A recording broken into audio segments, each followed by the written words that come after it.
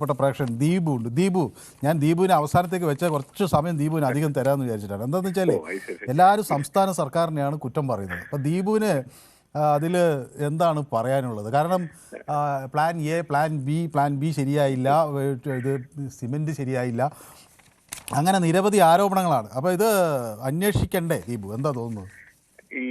ഈ വിഷയത്തില് മരം വീണു എന്ന് പറഞ്ഞു. അപ്പം മന്ത്രിസഭയുടെ ആൾക്കാര് പോയി തള്ളിയിട്ടതാണെന്നാണ് എനിക്ക് തോന്നുന്നത് പറച്ചിൽ കേട്ട് കഴിഞ്ഞാല്. പിന്നെ മനു, ഈ ഒരു വിഷയത്തില് മനുവിനെ പോലെ പരിണിതപ്രജ്ഞനായ ഒരു മാധ്യമ പ്രവർത്തകൻ, ഇതിനകത്ത് ഒരു കൃത്യതയുണ്ടല്ലോ മനു. ഇത് രാഷ്ട്രപതിയെ പോലെ ഒരു പ്രഥമ പൗര അല്ലെങ്കിൽ ഏറ്റവും ഫസ്റ്റ് പേഴ്സൺ അവര് വരുമ്പം ഇവരുടെ സുരക്ഷാ സംവിധാനം മുഴുവൻ നമ്മുടെ പോലീസ് വെറും അസിസ്റ്റൻസ് മാത്രമാണ്. മറ്റേത് മുഴുവൻ നടത്തുന്നത് അവരുടെ സുരക്ഷാ സേനയാണ്. അവരുടെ അതിൻ്റെതായിട്ടുള്ള റിലേറ്റഡ് അതോറിറ്റീസ് ആണ് കംപ്ലീറ്റ് നോക്കുന്നത്. ഇന്ന് കോട്ടയത്തുണ്ടല്ലോ, കോട്ടയത്ത് 2 എണ്ണം ചെയ്തല്ലോ, 2 ഹെലികോപ്റ്റർ പാഡ് അവിടെ അവൈലബിൾ അല്ലേ?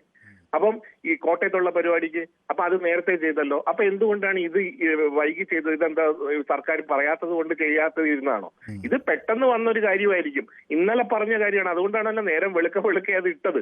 അപ്പം ഇവര് വരുന്ന വണ്ടി പോലും അവിടുന്ന് പ്രധാനമന്ത്രി കേരളത്തിലേക്ക് വന്നു കഴിഞ്ഞാല് അവിടുന്ന് ഡൽഹിയിൽ നിന്ന് വണ്ടി വരുന്ന ഞാൻ കേട്ടിട്ടുള്ളത്, അദ്ദേഹത്തിന് പോകാനുള്ള വണ്ടി. അപ്പൊ ഇങ്ങനെ എല്ലാ കാര്യങ്ങളും കേന്ദ്ര ഏജൻസികളാണ്. ഇപ്പൊ അവിടെ ഒരു കോൺക്രീറ്റ് ഇട്ടു, ഇവരെന്തോ താമസിച്ചു, നേരത്തെ അവർക്ക് കൊടുത്തു, ഒരാഴ്ച മുന്നേ കൊടുത്തു, അവിടെ കോൺക്രീറ്റ് ഇടൂ എന്ന് പറഞ്ഞു കൊടുത്തിട്ടില്ല, തലേ ദിവസം രാത്രി അല്ലെങ്കിൽ വെളുപ്പിനെയാണ് ഇട്ടത് എന്നതാണോ അതിന്റെ കാര്യം? അങ്ങനെയാണോ അത് സംഭവിക്കുക? അങ്ങനെ ഇട്ട് കഴിഞ്ഞിട്ട് ഈ ഹെലികോപ്റ്റർ കോട്ടയത്തുള്ളത് 2 എണ്ണത്തിലും വന്ന് ഇറങ്ങി, അവർ ടെസ്റ്റ് ചെയ്തു. ഇവിടെ ടെസ്റ്റ് ചെയ്തോ? ഇവിടെ എന്താണ് സംഭവിച്ചത്? എന്താണ് സംഭവിച്ചെന്നുള്ളത് ഇനി കേന്ദ്ര ഏജൻസികളാണ് പറയേണ്ടത് എന്താണ് സംഭവിച്ചതെന്നുള്ളത്.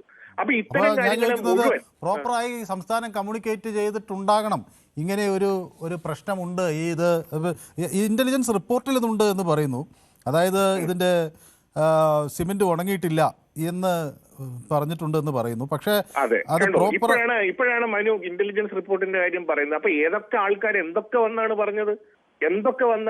ഇവിടെ 1-ാം നമ്പർ പറഞ്ഞു. അത് പക്ഷേ ഞാൻ പറയുന്നത് ഇന്റലിജൻസ് റിപ്പോർട്ട് വരെ ഉണ്ട്. അതായത് പിന്നെ നിലയ്ക്കലാണ് ഇറങ്ങുന്നതെന്ന് പറഞ്ഞു. ഒരു പ്ലാൻ ബി ഉണ്ടെങ്കിൽ അത് എവിടെയാണെന്ന് എന്താണെന്നോ ഇവർക്ക് കൊടുത്താലല്ലേ PWD അത് ചെയ്യാൻ പറ്റൂ. റോഡ്സ് ഡിവിഷനാണ് അത് ചെയ്യാൻ പറ്റൂ. അത് ചെയ്തു കഴിഞ്ഞാൽ അതിന് ഹെലികോപ്റ്റർ വന്ന് ഇറങ്ങി നോക്കണ്ടേ? അങ്ങനെ നോക്കിയില്ലെങ്കിലും ഇപ്പൊ കേരള സർക്കാർ അങ്ങനെ ഒന്ന് ചെയ്തിട്ടാൽ എന്നാ പോവാന്നല്ലല്ലോ കേന്ദ്രത്തിലെ ഇവരുടെ ഏജൻസി ചെയ്യുന്നത്. ഇത് പ്ലാൻ എയിലും പ്ലാൻ ബിയിലും ഞാൻ മനസ്സിലാക്കുന്ന അനുസരിച്ച് പോലീസിൽ നിന്ന് ലഭിച്ച വിവരം അനുസരിച്ച് 2 ഇറങ്ങി നോക്കി. പക്ഷേ ഇത് അവസാന നിമിഷം ഈ മഴ ഇങ്ങനെ തുടർന്ന് പെയ്യുന്നത് ഘട്ടത്തിൽ അതുകൊണ്ട് അവിടെ സിമെന്റ് ചെയ്യണം എന്നുള്ള ആവശ്യം മഴയെ തുടർന്ന് വന്നു. അത് അവസാന ഘട്ടത്തിൽ സിമെന്റ് ചെയ്തു. അവിടെ അതിൽ മൊത്തത്തിൽ കൺഫ്യൂഷൻ ഉണ്ടായി എന്നാണ് ഞാൻ മനസ്സിലാക്കുന്നത്. അപ്പൊ ഇത്തരം കാര്യങ്ങളെ മുഴുവൻ ഏജൻസികൾ വന്ന് ചെക്ക് ചെയ്യും. ഇപ്പൊ ശബരിമലയിലെ ഞാൻ സുന്ദരമായ ഒരു കാഴ്ച